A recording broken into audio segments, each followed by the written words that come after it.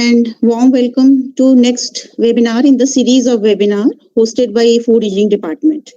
So today's webinar topic is nanotechnology in food processing and preservation. This has been chosen keeping in view the competence of nanotechnology, as everybody is aware that nanotechnology has proven its competence in almost all possible fields, and food is not untouched. So food nanotechnology is an area of emerging interest and opens up a whole universe of new possibilities for the food industry. So there could be many applications in food industry. It could be extending shelf life, improving food safety, adding preservatives, extension for shelf life, and many more. So it holds great promise to provide benefits not just within food products but around the food products. No doubt, nanotechnology introduces new chances for innovations in the food industry, but health concerns and other issues are also emerging at the same time. So question comes into our mind, what is the nanotechnology in food processing? Is this safe? How it is used? What could be the researchable issues?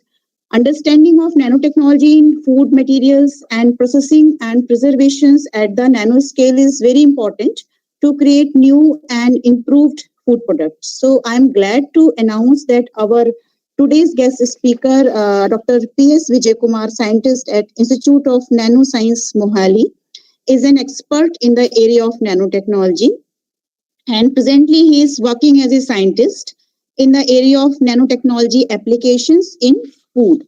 He has done a PhD from TNAU Coimbatore, India, and postdoctoral from Pune. He has undergone international level trainings, especially in biosensors and remote control therapy. And he has two patents in related fields and also has published many research papers. So I hope our participants will be benefited by listening to our speaker. So with this, I invite Dr. P.S. Vijay Kumar to the mic. Please. Shall I start? Yeah. Okay.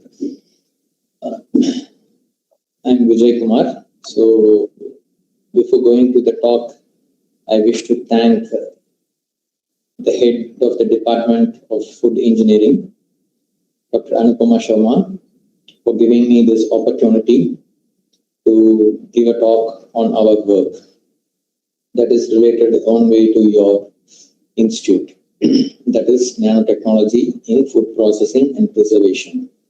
I further extend my gratitude to Engineer Arun, who is closely associated with me to frame this program in this pandemic time. I appreciate you, Arun. And of course, all the audience, that is students and others who has taken time to attend this. Okay, so going to the talk.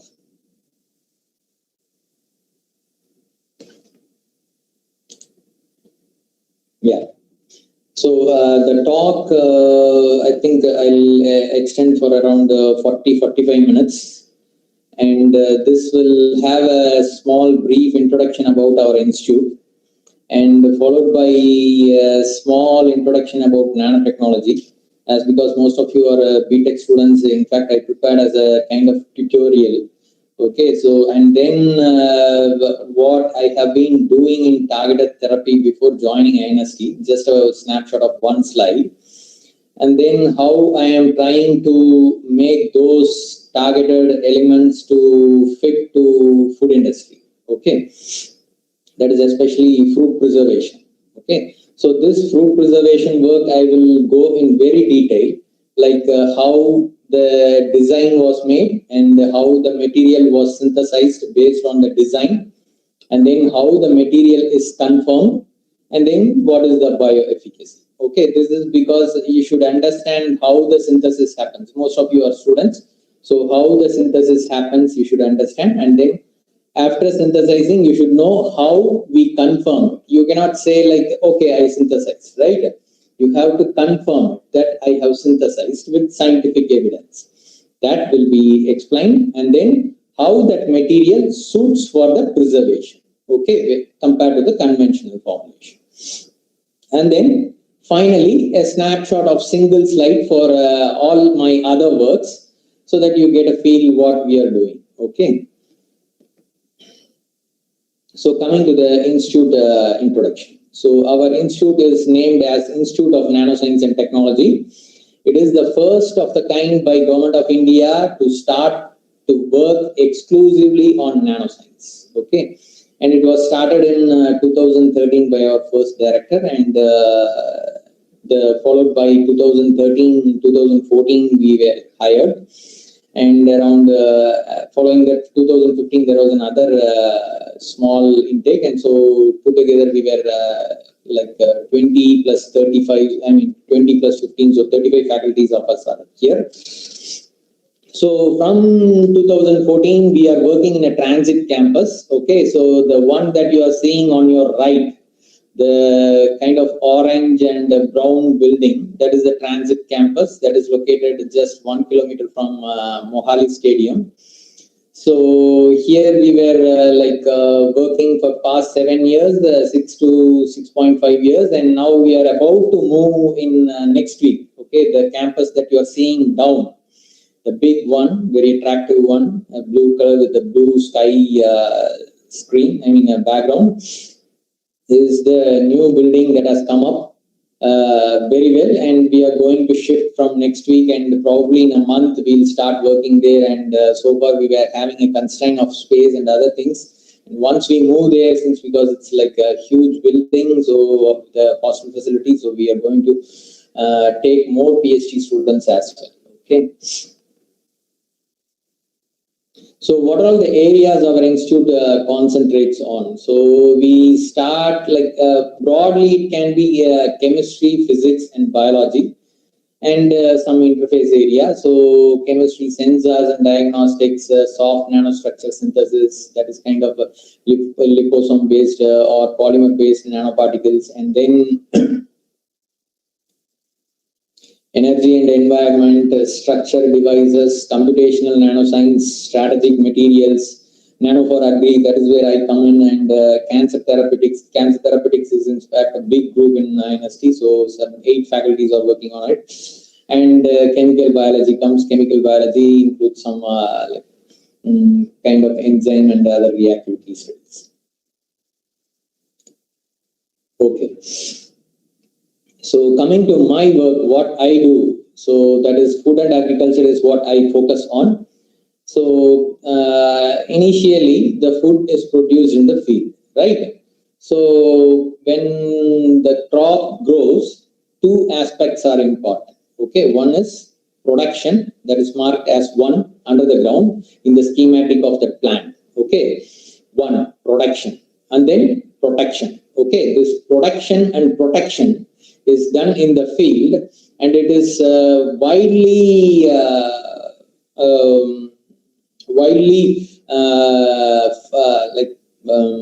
monitored by fertilizer and pesticide. Okay, for the production you need the fertilizer.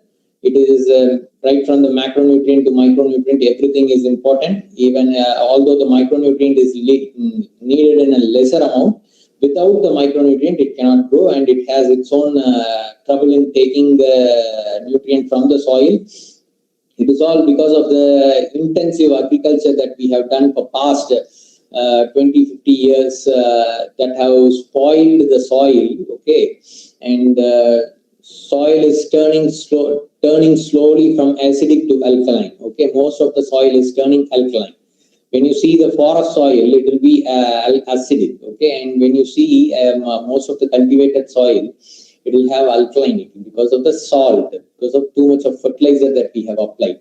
So we have to reduce it, right? To improve the soil, we have to reduce it, and as well as to give the nutrient efficiently for the plant, we have to have some formulation which can know that this is when the plant needs the nutrient. At that time, it should release. Okay, that kind of targeted fertilizer application system we are doing. Okay, I'll give a snapshot at the end how we have designed this and achieved. And then the pesticide comes. Okay, the formulation that can give the pesticide only when the pest comes. Okay, otherwise it should not be there. Okay, if it is available throughout the time, it is going to spoil the commercial yield also. Okay, the residual effect is going to be there. So there should be pesticide that should be available for the protection in the plant without being leached away. At the same time, it should not be in the yield. Okay, how we have designed that also you will see at the end, because this is all agricultural stuffs that we are working on. That will be a single slide that I'll show you. And then comes, after the production in the field, then comes the food processing and preservation, right? So these two plays a major role, because especially the perishable part, that is fruits. Okay, fruits are the most healthy and best material to take, but unfortunately it is highly perishable. Okay, so we need a packing system that can preserve it. At the same time, it should not have residual effect. That's how we have designed the preservative, that we will see. And then processing. Processing is one way to improve the taste, and the other one is to improve the nutrient availability. Okay, for these two we do the processing. So this processing can be done in different ways. That I will give a small introduction, and then we will see how the processing is done. So coming to the nanotechnology. So now I don't have to give a very big lecture on nanotechnology. Now everybody knows it. Okay, it is not some 20 years before it was not so much famous. Now it is almost reached everywhere. And as very strictly we deal with nano size, that is 10 to the power of -9 meters. Okay, so that includes the scale from 1. I think you are able to see the cursor that I'm moving. Okay, 1 to 100. Okay, in this scale comes the glucose molecule to hemoglobin to a full virus. Okay, glucose molecule to a protein to a full virus comes in this scale. Okay, just for your visualization, this is given. Anything, any material, it can be, this is all organic material we have given here, but any inorganic material also can be there. Any physical material can be there, and that is all comes when the scale is between 1 to 100 nanometers. It is called nanoparticles, and these nanoparticles have specific property that is different from the bulk.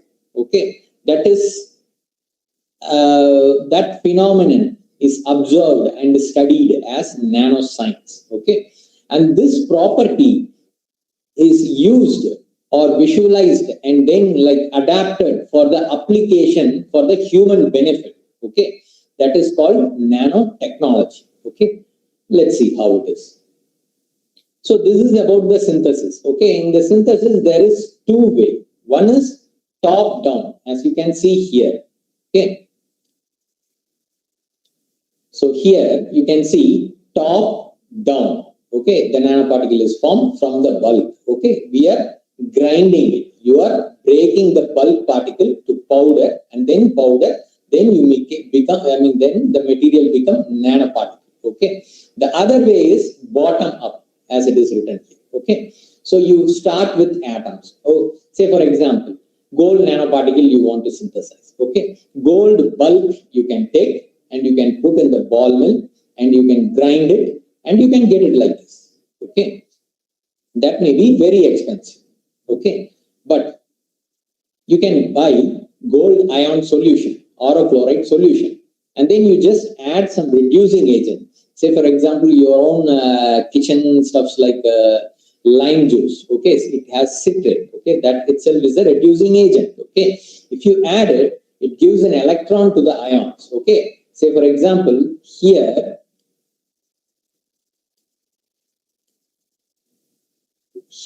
okay, you are having the ions. Okay, say if it is gold ion, okay, it means it will have Au plus. Okay, so this is another ion. Okay, so it will not allow the ions to come close to each other because both are positively charged.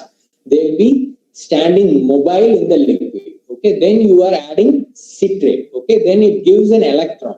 Okay, then it becomes zero state. Okay, the gold, since because it is being very noble, it tries to take electron from anywhere in the environment. So when you are providing even like anything, if you add, it will immediately reduce. Okay, and then once it is reduced, it loses the positive charge, right? Then it starts assembling one by one. Okay, and then it becomes like this, and it may go on adding. Okay, but we have to stop at some point so that the nanoparticle size is maintained. Okay, for which we will add some capping agent. Okay, it can be some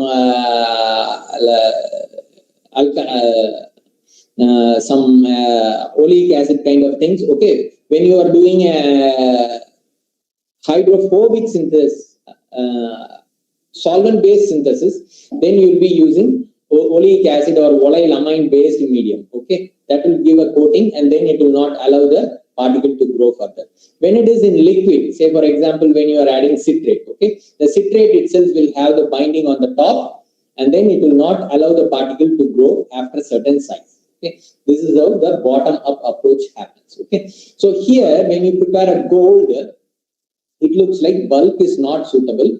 I mean, top down is not suitable, so bottom up is suitable. Okay. When in the other way, when you go for carbon nanoparticles, if you have to assemble carbon atoms and then prepare a carbon particle, then you need a very high-end facilities. That will be very expensive. Okay, you have to maintain perfect vacuum. In that perfect vacuum, you have to give a carbon source gas. Okay, and that gas should be charred properly at high temperature, and then the carbon embedding happens and carbon particle will be prepared. Okay, that will be very expensive. In that carbon nanoparticle synthesis, top-down approach will be easier. You can get graphite kind of carbon and it can be oxidized and it can form the nanoparticle. So based on the system that we want, we have to choose. Okay. So that is what I want to tell you here, and we will see this in detail in the next slides. Okay, so I was telling about the nanoparticle synthesis, right? Next comes what is the importance of this preparing nanoparticles. Okay, when you are reducing the size, okay, I'm marking with my cursor. I hope you are able to see that. Okay. These are all the properties that is changing, okay, which is the nanoscience. When you are reducing the size of the particle, these properties changes from the bulk and that is used and a nanotechnology is formulated. Okay, say for example, first the physical property, melting point, okay. When you reduce the size of the particle, it becomes a nanosize. The energy is high on the surface area, so the melting point goes down. Okay, this can be used for many applications. Okay, and next comes the chemical properties, reactivity. Okay, say when you are having, go to the previous, in this slide, say for example in the bulk you are having, this is the surface area, right? Say for example you may be having 1 meter square. Okay, so here since because you are breaking down, those surface that is inside is also getting exposed. Okay, then it may be increased to 10 to the power of 9 times. Okay, just for your visualization I am saying. Okay, so the surface area is increased. Once the surface area is increased, the reactivity is increased. Say for example if you want to take a catalytic reaction, okay, with a bulk gold, 1 gram of gold. Okay, if it is in bulk size, it may be able to contribute for 10 oxidation or reduction reaction. Okay, when you are having it in a nano size, okay, just maybe 1 microgram will be enough because that much of surface may be there in your nanoparticles. Okay, next comes the electrical properties. Have you ever imagined 40-50 years before that carbon will be conducting? Nobody would have imagined. Okay, although there was some theory, nobody would have imagined that carbon will be conductive. Carbon is highly non-conductive, right? But today we are able to see that the carbon nanoparticles like carbon nanotubes, graphene, not graphene oxide, graphene, complete pure graphene is able to conduct electricity very fast, okay, as much as the copper does. Okay, so this is the application that we are having because of this property change at nano size. And the mechanical property, say the present day cars, whatever is coming, they are adding carbon nanoparticles into the metal, okay, the iron, in which they are adding carbon nanoparticles, and then since the carbon particle is already broken into very small size, it is very strong. Okay, nobody can break the carbon nanotubes. It is very difficult. Okay, so when you are adding into the metal, it improves the tensile strength, and then if you are seeing the tensile strength of the metal that is mixed with the carbon nanoparticles, it has more tensile strength than the material without the carbon nanoparticles. And then the optical properties. The optical properties probably we'll see more detail. Okay, this is where I was working for my PhD postdoc for 10 years.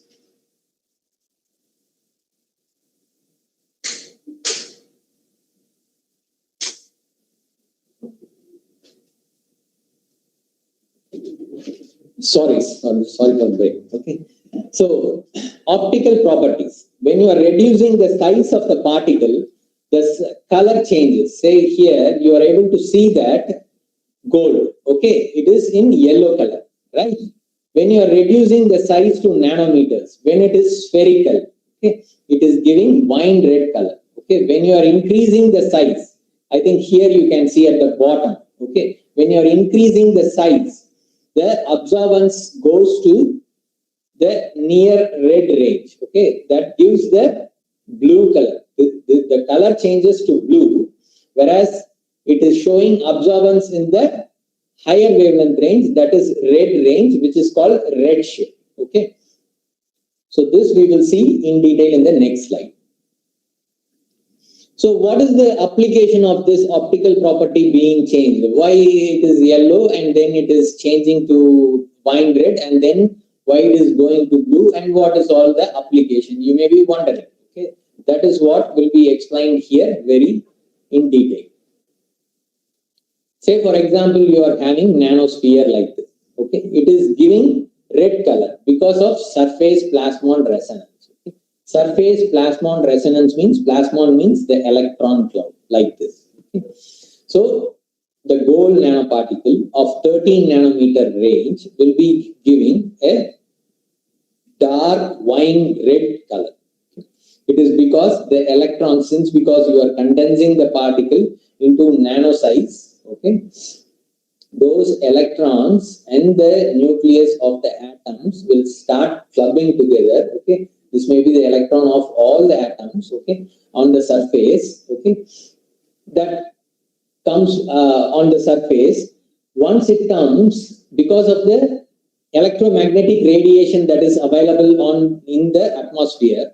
Okay, the positive and negative oscillation happens. Okay, this with the citrate, and we were able to see that silver growth. Okay, you can see here an intense gold core and little less intense silver shell, and this gold core silver shell was again synced into gold solution. Because as I mentioned before, gold is highly noble, it tried to capture the electron from anywhere, right? So it starts taking the electron from the silver, okay, and starts depositing. When it starts depositing on the surface, and the silver ions on the surface here on this gold starts leaching out, and the gold starts building over, and then we get a shell. Okay, this kind of gold nano rod in shell we formulated, and this can be triggered to give heat with the 1100 nanometer radiation laser. And when we send the injection here, the particle will be roaming here and there. Unfortunately, this video is not working as because it is PDF file. And then when it goes and reaches here, when you shine the laser here, only to the paint, the particle, the drug will be released. Okay, this is how the targeted therapy happens. Okay, so this is my motivation. I want to adapt this kind of targeted preservative application or targeted agricultural formulation application for my study. Back coming to INST. Okay. So fruits are the best material to take, as I mentioned before. And in fruits, there are two types of fruits. One is climatic fruits and non-climatic fruits. Probably you may know, but briefly, climatic fruits are the one that will ripen, that will proceed to ripening after the harvest. Okay, and non-climatic are the one that will not ripen after it is cut from the fruit. Plant. Okay, the non-climatic example, it may be lychee. Okay, so you have to allow the lychee to be on the plant to get ripen and get the taste that you want. But if it is allowed to that stage, it becomes highly perishable. Within 4 days, it loses its commercial value. Okay, because of various enzymatic reaction, and it starts browning because of the polyphenol oxidase that causes the lignin production. Okay, so it is not only the problem in the non-climatic fruits, it is also a problem in the climatic fruits. Invariably, in any fruit, this is the problem, because in climatic, once you cut, it starts go for a high rapid rate of ripening. Okay, so you have to reduce the ripening rate after the harvest, whether it is climatic or non-climatic. Okay, you have to reduce the rate of ripening.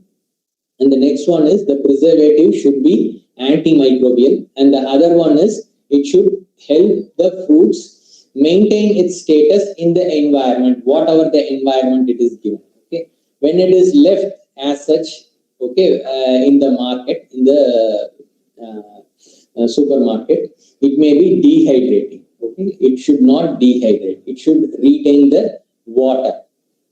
And other thing is, it may be kept in refrigeration. When it is kept in refrigeration at a high cooling temperature, it can give chilling injury as well. You can find some corky tissue in the apples and all, right? That is all because of the tissue injury. Okay, so all these three things the preservative should take care of. Okay, but mostly in the commercial application, the preservative that we are using is sulfur dioxide fumigation. Okay, you just have sulfur and you burn it, it will give sulfur dioxide, and it will react with the quinone in the fruits, and it will form quinone sulfide complex that will inhibit the polyphenol oxidase, which is responsible for the lignin formation and browning of the fruits. Okay, so this complex is formed, but this is not good for health.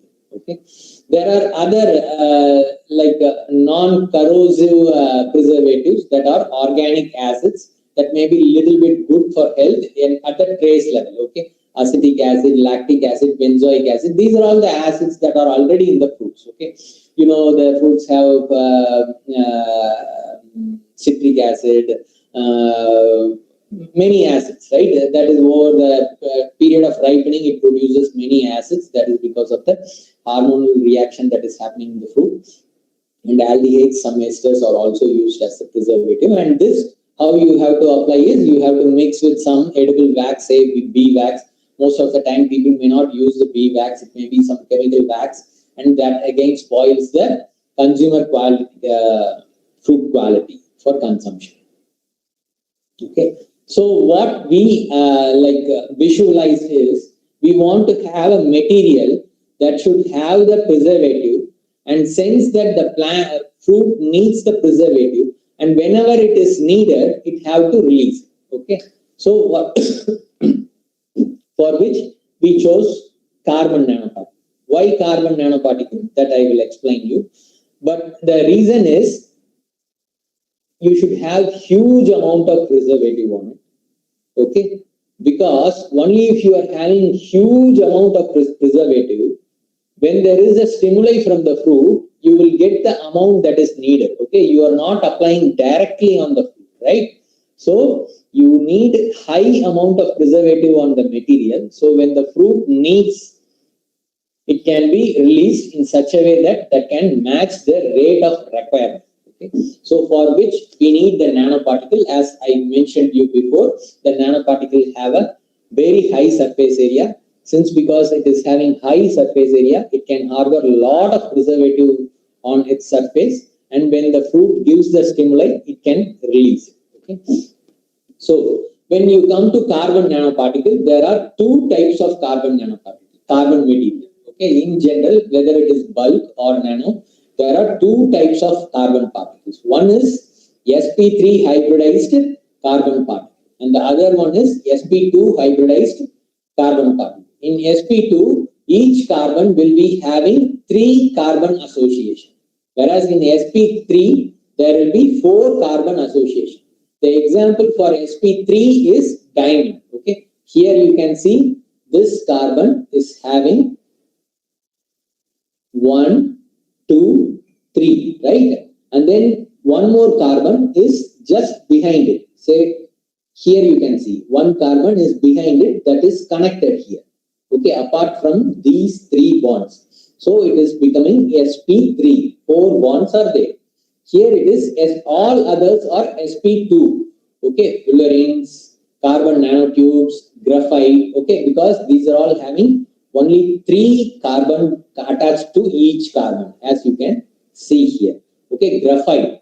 Graphite is the pencil material that we are using for writing. Okay, this graphite, when it is becoming nano, it is, if it is a single layer, it is approximately 0.3 nanometers. Okay, that is called graphene here. Okay, and this graphene, when it is oxidized, okay, this is what I was mentioning in the synthesis. Okay, in the synthesis of carbon, I said when you go for a bottom up approach from the carbon gas to graphene, okay, it will be very expensive, but you will get a very refined graphene like this. This will be very good for electronic application. Okay, and this is graphene oxide that is having many oxygens. Okay, this is achieved from graphite to graphene oxide by oxidation. This is top down approach.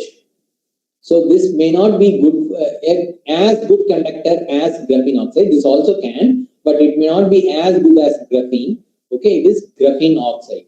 So this is synthesized by adding strong oxidizing agent. A strong oxidizing agent is created by mixing acid and KMnO4. KMnO4, you know, it is a very good oxidizing agent, right? Now people are recommending because of this COVID situation, they are asking us to wash the vegetables and fruits that we are taking from the market to wash with KMnO4, right? Why? Because KMnO4 is a very highly oxidizing agent. When it is, it gives a very pleasant pink color. Okay, in a very light concentration. In that light concentration, if you are dipping your fruits inside, if there is any virus, it will get oxidized and it will die. Okay, so that kind of oxidizing agent here we are going to add in a high amount. Okay, if you see when we synthesize in the lab, it will give high fumes because it is not so diluted pale pink color that we are going to do. It will be highly almost like brown color. That much of salt KMnO4 we add with radical forming acid, and that oxidizes. When it oxidizes, these bonds are created. Okay, oxygen bonds, and it is even here, right? Say if this carbon is broken and here an oxygen is coming, here a COOH is coming. Okay, this all serve as a dangling bond, and the exfoliation happens. It will be a pile. It is a kind of thousands of carbon sheet. When you are adding oxidation agent, okay, these bonds are broken, oxygen is forming, and it is exfoliating outside. Okay, in this fashion. Okay, this can be done with. Initially, it was interesting to see that they were synthesizing with cellophane tape. The graphene layer, if you put a cellophane tape and take it out, you get the single layer of graphene. Okay, coming to my work. The graphite to graphene oxide is synthesized by Hammer method. This is a very old method. People just modify it from lab to lab with different concentration, but it is almost the same method. Okay. So the schematic that we have prepared is why graphene oxide? Because graphene oxide has the highest surface area in the nanoscience. Okay. It has 1 gram of graphene oxide have 2,500 meters square of surface. Okay. 1 gram, if you take 1 gram, very little amount, okay, it will have 2500 meter square of surface area once you are exfoliating it and you are having so much surface. Okay, that is the importance for this work. And that much of molecule you can load into the surface. Since it is so much of surface area, having so much of molecules, when the trigger comes from the fruit, all the molecules will be released and it will be as good as applying directly on the surface. Okay, so how we have tethered the preservative on the graphene oxide. It is a two-step method: first activation and then conjugation. Okay, so the graphene oxide is like this. Okay, so the graphene oxide is activated with two steps. Okay, to bind acid-sensitive link hydrazone. Okay, that hydrazone is conjugated to the preservative. Okay, so when there is a fruit goes for over ripening, post ripening, there is a 3 times increase in the acidity of the fruit. There will be exudation of the acid from the fruit. Okay, that will start cleaving these hydrazone link that is sensitive to the acid, and then the preservative starts releasing, and then the enzymatic reaction that is causing over ripening will be quenched, and the preservation and the shelf life can be extended. Okay, so let's see how the synthesis happens. So in graphene oxide, here in this material, say if you are taking 1 gram of graphene oxide, it will have almost 400 mg of oxygen. Okay, 250 mg to 400 mg of oxygen will be there. Okay, in this graphene oxide, that is the percentage that is because of different oxidation condition that you are giving. The minimum oxidation that you give, it will have 25%. If you are giving a very high oxidizing agent and a very high oxidation concentration, it will have 400 mg in 1 gram of graphene oxide. Okay. So much of oxygen molecules. So if you see for the molecular weight of oxygen, then it means in 1 gram of graphene oxide, 10 to the power of 9, 9 into 10 to the power of 23 number of oxygen will be there. So that many number of preservatives you can conjugate with this material. Okay. So for which, after having this graphene oxide, we modified with diethyl amine by adding this amine. Since because it is reactive, it is electropositive and this is electronegative. This epoxy ends are electronegative and it will cleave this epoxy and it will form this OH ends and this amine will be bound. And this aminated graphene oxide is formed in the first step. Okay. Next, you want to bring this hydrazone. This is hydrazone which is very sensitive for the acid. Okay. Apart from hydrazone, there are other links as well. Acetal links are there and many other links are there. But hydrazone is very sensitive. Here we need a very sensitive cross-linker. Why? Because we need a release to happen at very mild acidity from the fruit. Okay. So this is the adapter molecule that we have chosen. That is nitrophenyl chloroformate. So this is a multi-purpose cross-linker that is available in the market. This can conjugate both hydroxyl and the amine end. As you can see, the hydroxyl also gets conjugated. This hydroxyl is getting conjugated here and this amine is also getting conjugated. So now probably you will understand the reason why we have chosen the amine in the previous step. Okay. Here the epoxy is there. I said for 400 mg of oxygen will be there, and in that 400 mg of oxygen, around like 200 mg will be present as this epoxy, and this will be cleaved and broken into two. So you are doubling it. So 400. Once again, you are increasing it to 400 points. Okay, and then you are having additional hydroxy. That will be another 200. So you are having 600. Okay, Just you for your visualization, I am saying. So this multi-purpose cross-linker activates both the hydroxyl and the amine ends, and then you are conjugating this hydrazone, which because this nitrophenol chloroformate is very sensitive to conjugate with hydrazone. Okay? This forms the link, and this is the salicylaldehyde, that is the preservative that we have used, and it goes very well with the hydrazone, and we get this composite. Now this composite you have synthesized. Okay. Now comes the characterization. You have to prove to the scientific community that we have synthesized. That is the nanoscience that we have to prove, right? So first we have to say we have synthesized graphene oxide. Okay. It is a kind of sheets, right?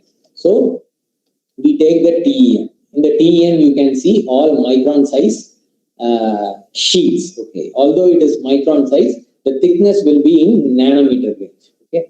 In graphene oxide nanoparticle, you need not reduce the lateral size. Okay. Only thickness you get the reduction, and the lateral size can be in micron. And sometimes it also goes to smaller range. Then they reduce it and they get carbon dots. Okay. So here this graphene oxide is synthesized, and how you say for example you are having many friends. You are identifying each of your friends, right? How do you identify? Because the light falls on them, and then the light falls on your eyes, okay? And then it either absorbs or scatters, and then you are able to visualize this is X, this is Y. Okay, that is what the same thing we are doing. Okay, as I mentioned before, all the nanoparticles are having optical activities. Okay, so when it is gold nanoparticle, as I said, it was having ruby red. Okay, it has 520 nanometers, and nowadays you don't have to prove it with the TEM and other high-end equipments. Just after synthesizing gold nanoparticle, if your application is very strong, just one UV you have to take and prove that it is having a good absorbance at 520 nanometers, and then people will accept it is gold nanoparticle, because no other particle can give such a nice absorbance in that area. Okay. So next, here in the carbon also there is a good optical property, and it gives an absorbance at 280 nanometers. Okay, and then when you are conjugating with amine, it gets shifted. Okay, and then when you are conjugating with this all we are following it sequentially till the salicylic acid binding. Okay, once it is bounded with salicylic acid, you get the strong absorbance as it is here at 320 nanometers absorbance for the composite. And then the same optical spectra, that is FTIR spectra, can be used to visualize each and every functional groups on the material. Okay, say here we have graphene oxide, and when it is aminated, the amine has 1580 intensity absorbance. Okay, the FTIR spectra gives both the absorbance as well as transmittance. Okay, so here 1580 absorbance shows that it is amine conjugated. Okay, and the salicylic acid have the transmittance at 1780. Okay, this is getting reproduced here after conjugating with a little bit of shift. Okay, this proves that the composite is having salicylic acid. How like whatever you are adding should be in the composite, right? So to avoid whatever that is non-specifically bound, those that are conjugated with the hydrazone is specifically bound.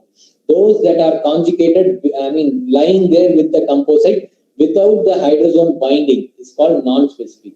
To remove these things, we continuously centrifuge the material for 3 times. Okay, you add water and then you sonicate it so that all the unbound material will come to the water, and when you centrifuge, the particle settles down and the supernatant will be having unbound material that you can throw. Okay, you have to, in principle, you have to do for free of salicylic acid. Okay, so that you know that all the unbound salicylic acid is removed and the material is there. And essentially, it is approximately 3 to 5 centrifugation you have to do. You will find the material free of all the unbound salicylic acid. Okay, and then Raman It is the spectrum that is invented by Indian scientists. Okay, it gives the inelastic scattering. Okay, so I said by absorbance of the wavelength, any material have the color and we are able to see that. And the other way is the scattering also happens. That also helps in the visualization. When the particle falls and the two particles move, and if it is having the same energy that is transformed from here, it is called elastic. Okay, there is something called inelastic, that is the scattering may not have the same energy, that is inelastic. Okay, that is what was found very sensitive by our scientist Ram. Okay, so that is helpful to visualize the materials in this condition. Say for example, carbon characterization will be very clear when it is done with Raman spectrum, and the graphene oxide, as you can see, when it is run for this Raman spectrum, you will find this 1300 and 1600 peaks as like this. The 1300 is the defect peak, and this is the graphitic peak. 1600 is the graphitic peak. As and when the conjugation is increased, because of the more and more conjugation that you are giving to the surface, the defects increase. Okay, so the defect intensity is increasing with amination, and then followed by salicylic acid binding. So next, I said the particle cannot be the TEM, since because it is giving only the 2D view, you know what is the size laterally, right? So it is in micron range. But 3D visualization only will give you what is the thickness of the particle, for which we do the AFM. Okay, so AFM is a tapping kind of characterization. It is like you are touching and seeing what the material is. Okay, so in that way, as you can see in the top left, this is the pristine without conjugation, the graphene oxide, how it is. And it is showing 3 nanometer size, which means it is approximately some 6 to 10 sheets are there, because each sheet is having 0.3 nanometer size, right? So it is having 3 nanometers, so approximately it should be 10 sheets there. Okay, and then when you are conjugating with the preservative, since because it is having, and we also calculated the conjugation by HPLC, and we were able to visualize that 180% of conjugation is happening, and that we have seen here. There is an enormous increase in the thickness. Here it is 3 nanometer. Here the thickness is increased to 6.5 nanometers. So much of molecule is loaded, and then the size we can also see through the hydrodynamic. So the TEM, as I said, it is a 2D visualization, and AFM is a 3D visualization, and hydrodynamic size that is given by the scattering. Okay, so you keep the material in the cuvette and you have the material dispersed in the solvent. Okay, and through the scattering, and it is a calculation by the software, and it gives what is the size of the particle. Since because it is in the solvent, you get the hydrodynamic size. Say for example, your particle is 13 nanometer, and you have conjugated with so much of drugs. Okay, when the drugs cannot, these are all soft molecules, right? You cannot see in the TEM. Okay, so these molecules will have a hydrodynamic scattering effect. Okay, that scattering can be seen, and see the increase in the size. That is what here we have done. When it is sequentially conjugated, every time there is an increase, and this is the methyl salicylate as such. And when it is conjugated with graphene oxide, you will get the increase in the size. And you can also, in the same machine, you can also see what is the surface charge of the composite. Okay, the graphene oxide don't have amine, so it is having COO minus ends, so that is highly negative. And then when it is amine conjugated, it is giving plus 15, and then the sequential conjugation changes the surface charge. And now, coming to the application, we have to see and check whether the material is able to release the preservative. Okay, so we put the material in neutral buffer as well as acidic buffer. Okay, at a 4 pH, you can see that there is 4 times increase in the release, whereas only 10% of the salicylic acid is released in the neutral pH. Okay?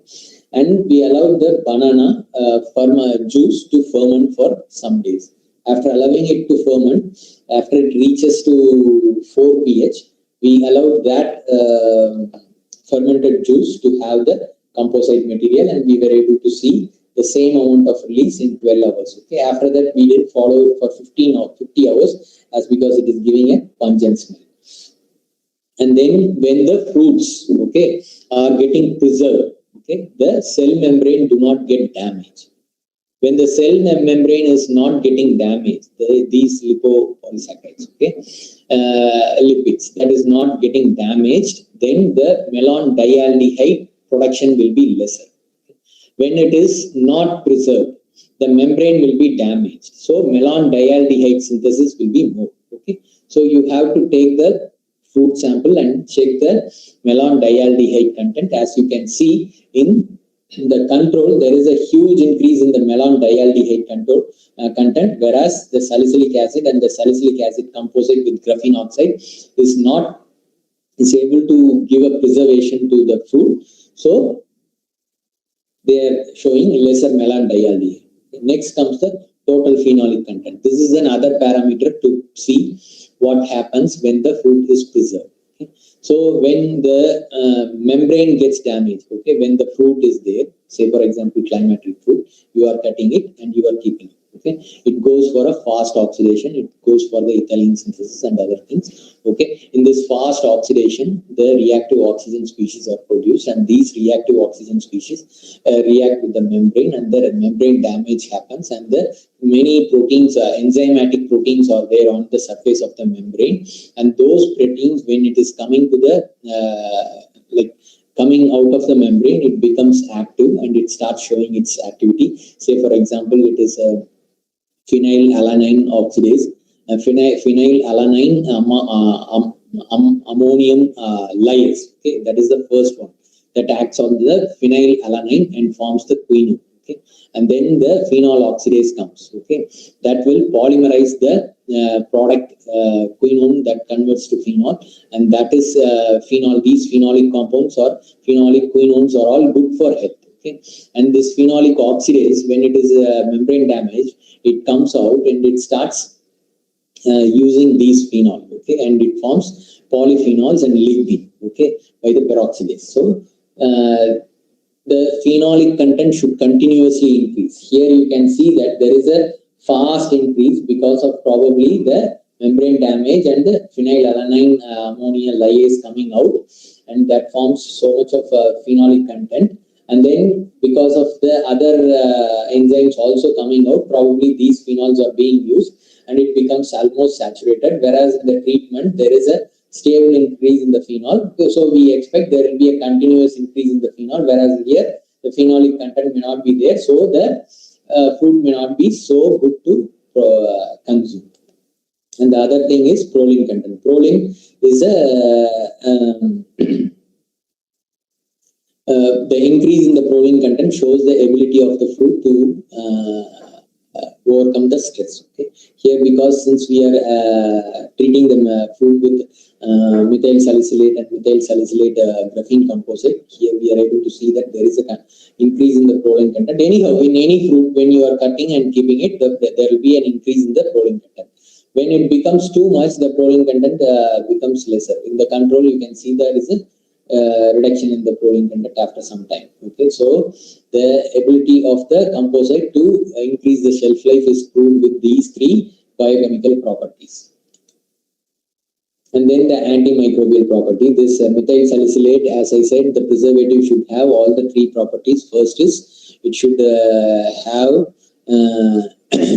respiration control, and the other one is antimicrobial, and the third one is environment control to avoid dehydration and also chilling injury. Okay, this phenolic, that is methyl salicylate that we have used, have the antimicrobial effect that is checked with both gram negative and gram positive bacteria. And since because the whole purpose of this material is it should not spoil the consumer, right? So what we have done is we took the show that it is not affecting the human cell. The material conjugated with the preservative was taken in a well method, in which in the well having a permeable membrane, the composite was taken. Okay, and this the cells are grown at the bottom.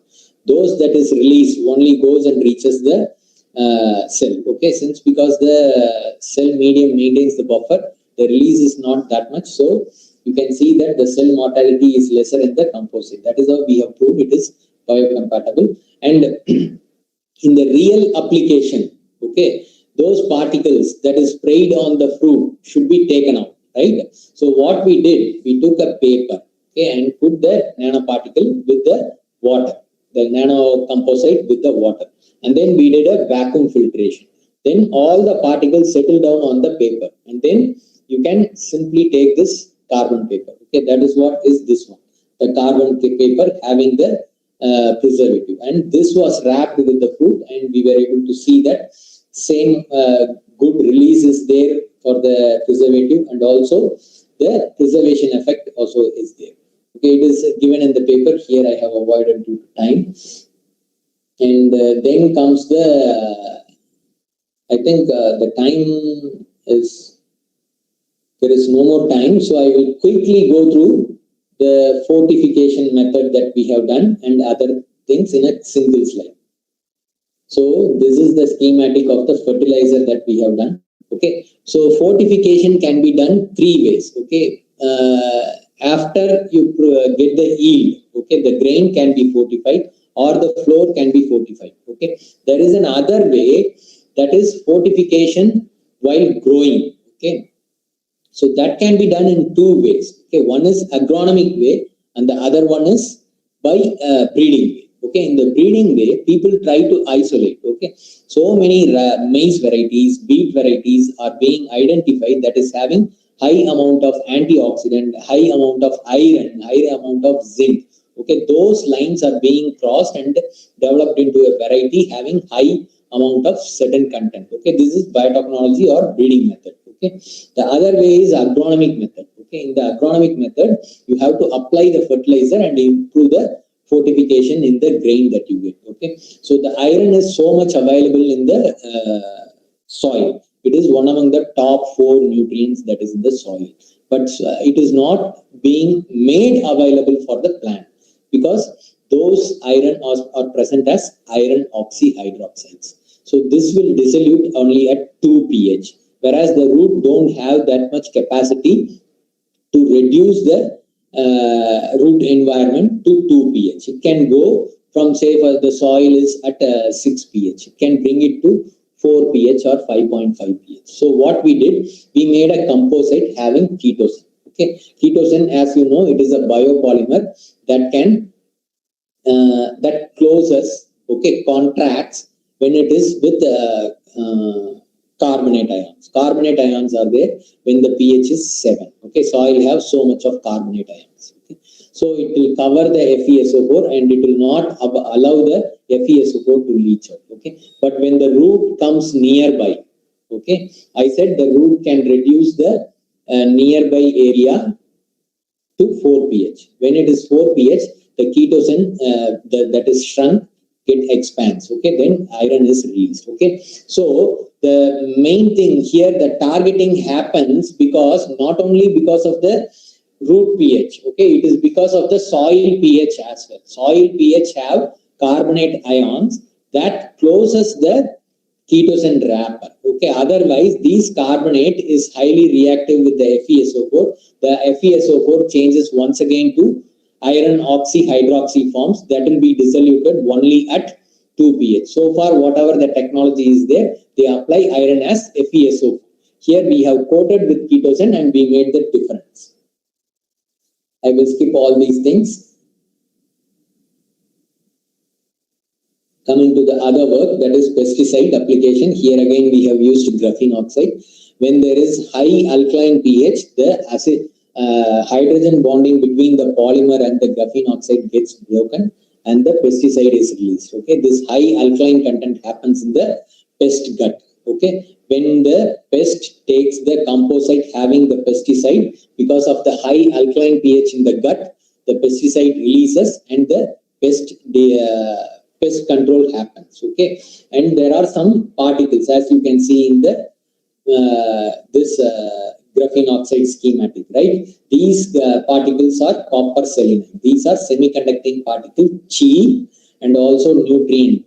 Okay, copper is a secondary nutrient, and selenium is one of the micronutrient that is needed. Okay, selenium based amino acids are giving good brain growth. Okay, nowadays a lot of advertisements are coming saying about selenium's importance. Okay, of course at high concentration it is toxic, but whatever that we are applying is in 1 or 2 grams, not more than 1 or 2 grams per acre. Okay, so this semiconducting particle will see that the half-life of the pesticide is reduced over time. Okay, so when you harvest, there won't be any more pesticide residing. At the same time, since because this graphene oxide, carbon, okay, you say for example, you go and touch your some carbon material, okay, and if you put soap, it won't go completely because wherever carbon binds, it won't leave so easily.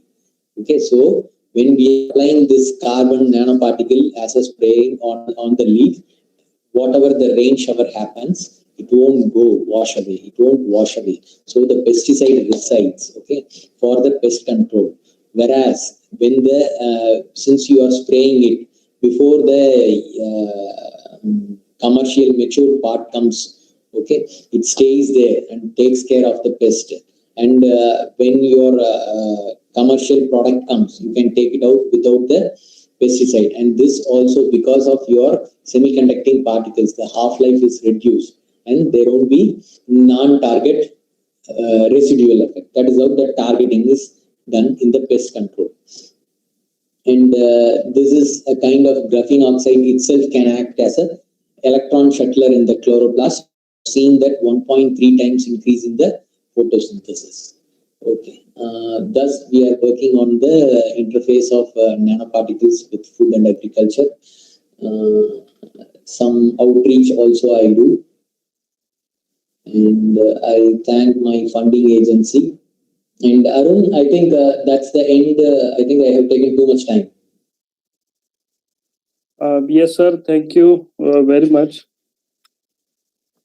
Thank you so much for your valuable address. In fact, my email is filled with so much of appreciation that too many concepts have been cleared by the parties by you. So, sir, we have many questions, but out of those, I have taken only two because of paucity of time. So, one participant has asked that do the selection of nanoparticle depends upon the type of fruit that depending upon whether it is citrus fruit or some other fruits. When we choose nanoparticle like silver nanoparticle, gold nanoparticle, does it depend on that?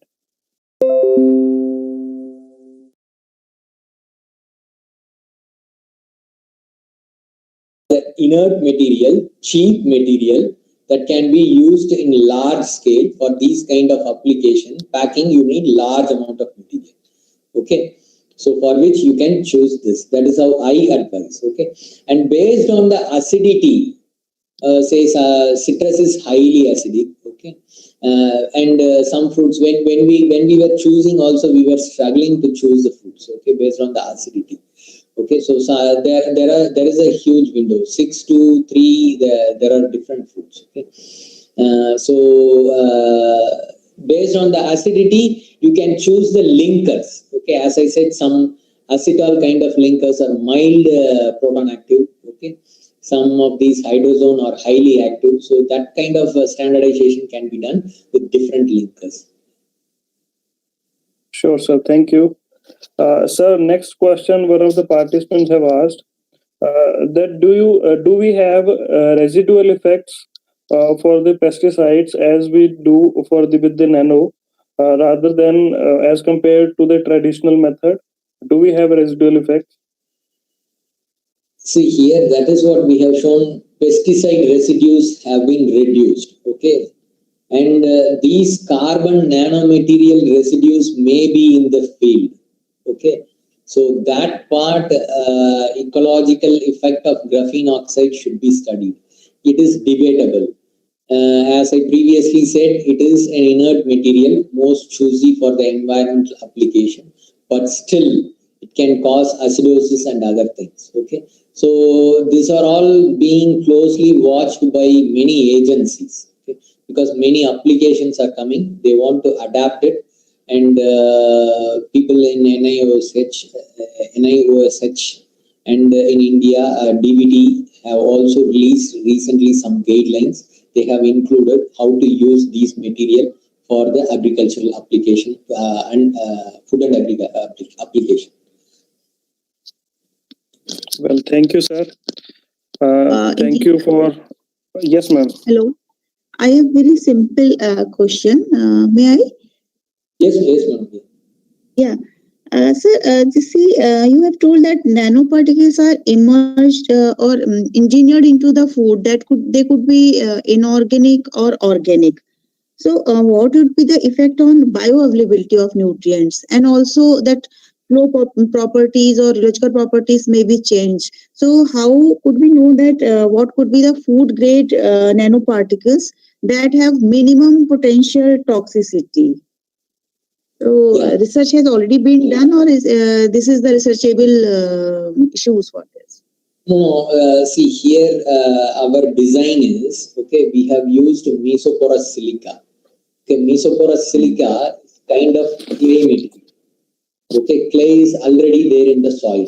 Okay, that is for sure. We have patented it, and so a couple of companies are interested in it. Okay, so it is a clay material. There is no bio issue. Okay, and you are adding it to the soil. Okay, so it is a highly porous, completely hollow inside. Okay, it is a hollow clay where we have loaded the fertilizer and we have coated with ketosine.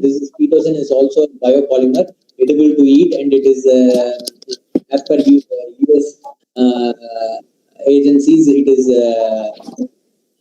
what is that, grants they say in your food. Sorry, somebody can help. Arun, grants, what is that? Generally regarded as edible to eat, right? Grants. So it is ketosine is that kind of material. Okay, so it is all nano material that is made of edible to eat or already in the soil. So it is, there is no problem in this material. But of course, there are some studies where people are using inorganic material, as you have mentioned, iron oxide nanoparticles. They are spraying on the leaf, and they are showing increase in the iron content in the fruit. Okay, fortified fruits. So there, definitely the efficacy should be studied. Okay, fine. Thank you. Thank you. Well, thank you, sir. So, thank you, madam. So, formally, I will move to the vote of thanks session. So I will like to thank Dr. P.S. Vijay Kumar, scientist at Institute of Nanoscience Technology, Mohali, for his keynote address at this webinar. I would like to thank our Honorable Vice Chancellor, Dr. Chindi Basudevappa, Dr. J.S. Rana, Registrar Riftum, Dr. Anupama Singh, Head of the Department Food Engineering, Dr. P.K. Nima, Dean Research, and all the faculty colleagues who have supported. Thank you, everyone. Thank you, participants, for valuable questions. And again, thank you, Dr. P.S. Vijay Kumar, for your valuable address. Thank you.